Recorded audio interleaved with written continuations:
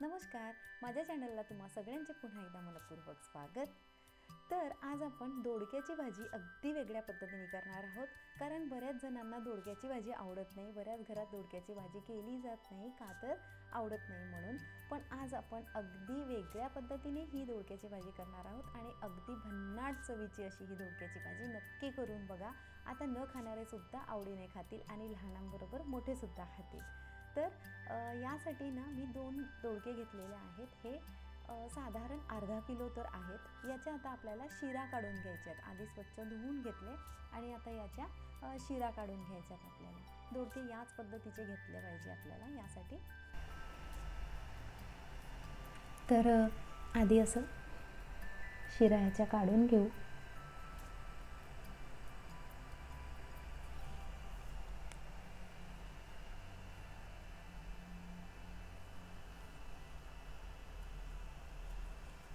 आता मी याच्या शिरा सगळ्या काढून घेतलेल्या आहेत आणि आपल्याला हे फेकायचे नाही आहेत, याचा पण वापर करायचा आहे, ते मी बाजूला ठेवते।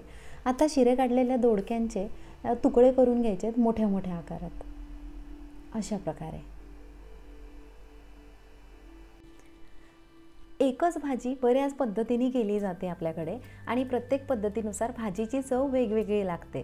तर दोडक्याची ही जी भाजी आहे या पद्धतीने केलेली भाजी आहे, अतिशय भन्नाट अशी चवीची बनते। एकदा तुम्ही नक्कीच करून बघा, वारंवार कराल।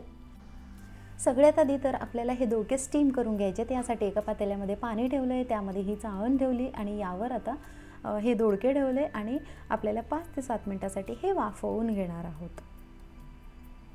तोपर्यंत 2 हिरव्या मिरच्या, 3 ते 4 लसणाच्या पाकळ्या आणि आल्याचा तुकडा आपण मिक्सरमधून फिरवून घेणार आहोत। दोडके वाफवून झालेले आहेत। आता मी ते थंड करायसाठी बाजूला ठेवते। आता काय करायचं, दोडके थोडे थंड झालेले आहेत। आता ह्यातला जो आतला गर आहे तो आपल्याला काढायचा आहे, पण हे फेकून नाही द्यायचं आहे। आपण कुठलीही गोष्ट या दोडक्यामधली फेकून दिलेली नाही, त्याची सालं सुद्धा अजून ठेवलेली आहेत आणि आतला गर सुद्धा आपण वापरणार आहोत। तर अजिबात वेस्टेज होणार नाही या दोडक्यातलं। अशा प्रकारे आतला सगळा गर काढायचा आहे त्यामध्ये, कारण आपल्याला स्टफिंग भरायचं आहे म्हणून, आणि तो राहिलेला गर आपल्याला बाजूला ठेवायचा आहे, त्याचा मग आपण पुढे वापर करूया। या पद्धतीने सगळ्या दोडक्यांमधला गर आपण काढून घेणार आहोत आणि ही जी सालं होती जी आपण त्याची काढून घेतलेली होती ते आपल्याला मिक्सरमधून फिरवून घ्यायचं आहे। तर पाणी न घालता फिरवायचं आहे।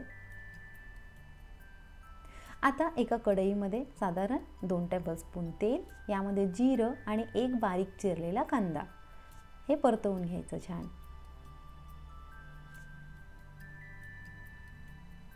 कांदा छान गुलाबीसर रंगावर परतवून घ्यायचा। यामध्ये लसूण हिरवी मिरचीचा ठेचा जो आपण तयार केला होता तो घालायचा आहे। मिरची आवडीनुसार कमी जास्त करू शकता। परत छान परतवून घ्यायचं तेलावर हे सगळं।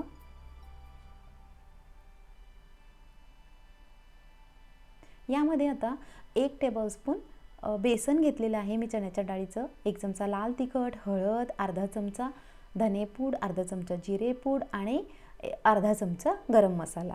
हे सगळ्या मसाल्यांबरोबर मिसळून घ्यायचं आहे सगळे जिन्नस। यामध्ये आता जी वाटलेली साल आहे आपली ती घालायची आहे। सगळं मिसळून घ्यायचं, झाकण ठेवायचं आणि 2 मिनिटांसाठी वाफ आणायची। आता हे छान मसाले शिजलेले आहेत।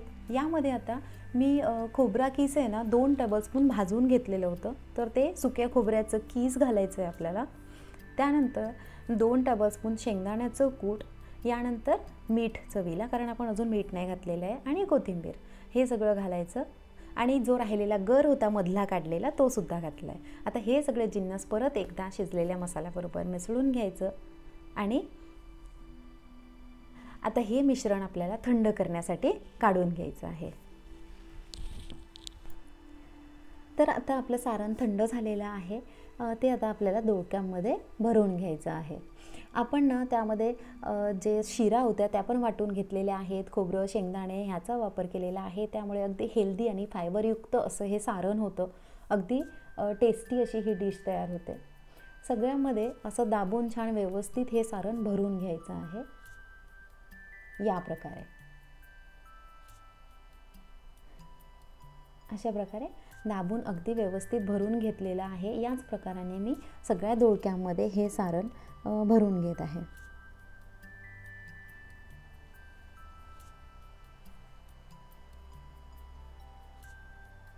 अशा प्रकारे. तर आता सारण भरून झालेलं आहे. आता आपण वळूया पुढच्या कृतीकडे.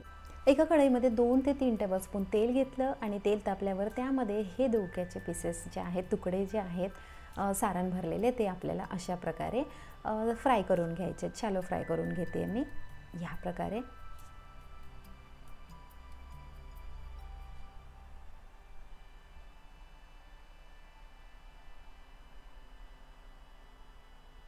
अशा प्रकारे हे दोडके आपल्याला छान अधूनमधून पलटवत सगळ्या बाजूने छान असे कुरकुरीत तळून घ्यायचे आहेत.